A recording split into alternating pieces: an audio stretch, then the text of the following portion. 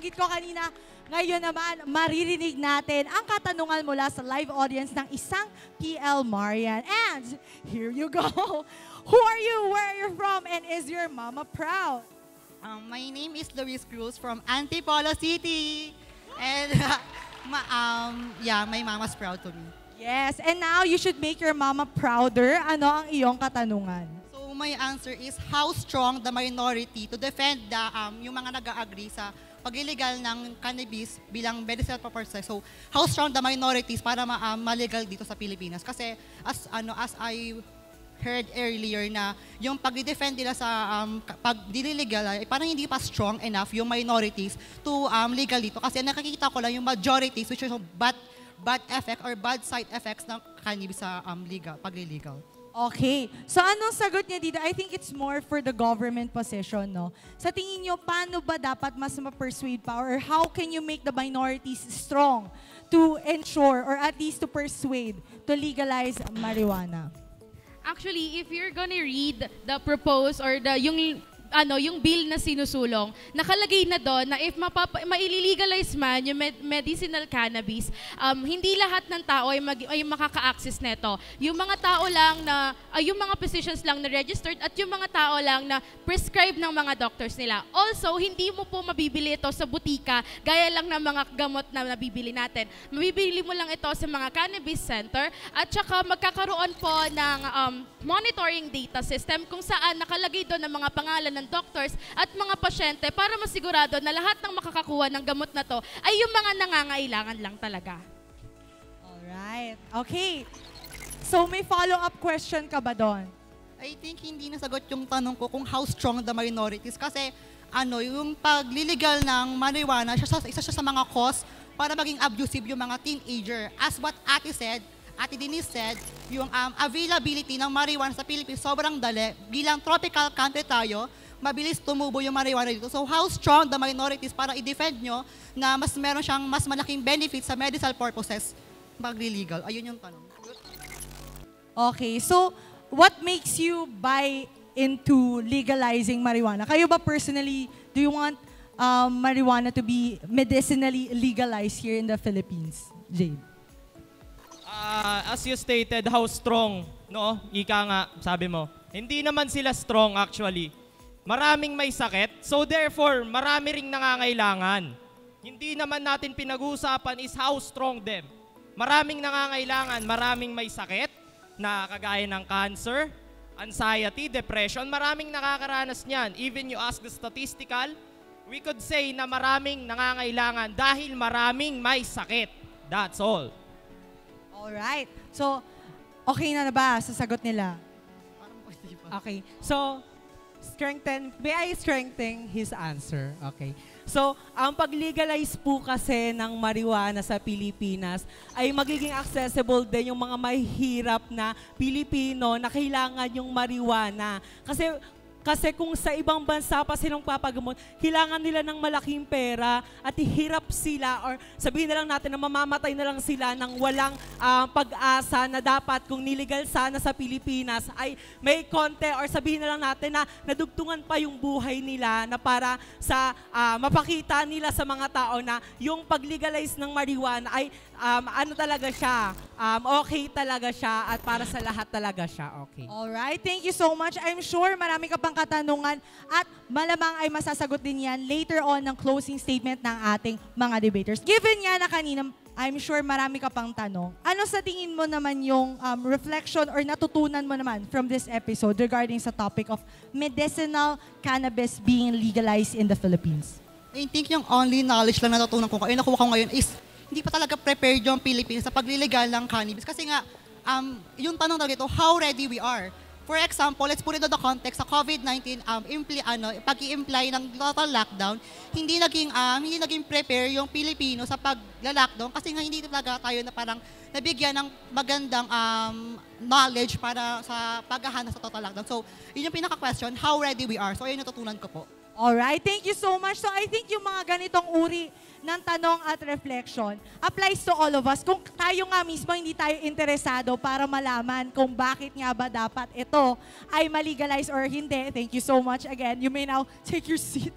Ayan, also, ibang volunteer naman ang tatawagin natin, but for later naman yon. So yung mga ganitong tatanungan, no, syempre hindi lang dapat nakikialam tayo during pag-legalize na mismo. From the time na kino-conceive ito as a batas, dapat nakikialam na tayo.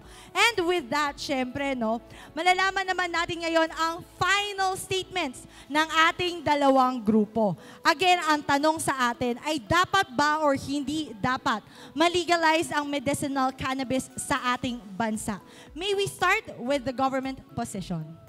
Lahat naman ng sobra masama, gaya na lang ng paninigarilyo at pag-inom ng alak. Pero bakit ang mga ito ay tinuturing na legal at normal sa iba? Bakit hindi natin tanggapin na ang cannabis ay may magandang epekto at maaaring makatulong sa mga karamdaman? Bakit hindi nating bigyan ng kalayaan ng iba na gamutin ang karamdaman nila na hindi nagiging addict sa paningin ng iba? Alright, thank you so much, Denise. Ano naman ang masasabi bilang closing statement ng kabilang grupo? So, ang topic natin ngayon, di ba, ay legalization of medicinal marijuana. Isa na to sa mga issues na pinagdedebatihan taon na, halos isang dekada na. Pero sa nakikita ko at nakikita nating lahat sa mga debating ito, ano ba yung mga ginagamit nilang ebidensya? Base sa China, base sa Canada, base sa United States.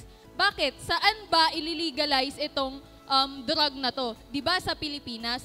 So why not mag-invest na lang muna sa mga research about cannabis and its good and bad effects bago tayo mag-skip ng process na sa paggawa ng batas agad. Kasi ang nangyayari ngayon ay pinupush natin ang isang batas na wala pa talagang research or scientific basis in the context of the Philippines, which risks the public health and the security of the people. So sa sinasabi nyo na para makasabay, para sa innovation, para sa public health, yes, we aim for that too. We aim for another alternative medicine, and we also advocate for the terminally ill patients. But we cannot just risk their health para lang makisabay sa ibang bansa. We also have to think about its process, and we have to take careful steps bago ito illegalize. Kasi para sa atin, kapakanan naman ng mga taong iniisip natin. Ang isa lang nating dapat isaalang-alang ay kung dapat na ba, kung nasusunod ba, o kung nagmamadali tayo para lang makasabay sa iba. Ayun Alright, lang. thank you so much sa ating mga debaters. Hopefully, sa live audience natin din, no, nasagot din yung ibang mga katanungan. At kung hindi pa, guys, let's do our research. Ayan, hindi magiging successful ang ating debate ngayon kung hindi dahil sa mga mahuhusay nating debaters. Guys, palakpakan ninyo ang inyong mga sarili. Palakpakan natin sila, guys. Kanilang binali ang kanilang throat para lamang makapagsalita at makapagsabi ng kanilang mga opinion. Kaya naman guys, congratulations to all of you. Pero syempre, meron tayong pipiliing best speaker sa episode na ito. Sino guys? Sa tingin nyo, ang best speaker? Sino?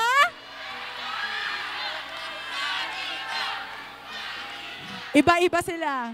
Ang best speaker ng episode na ito na nagpamalas ng husay at galing sa pakikipagdebate at argumento, ang nagpabilib sa atin sa episode na ito ay walang iba kundi si Danica Ann Gasias.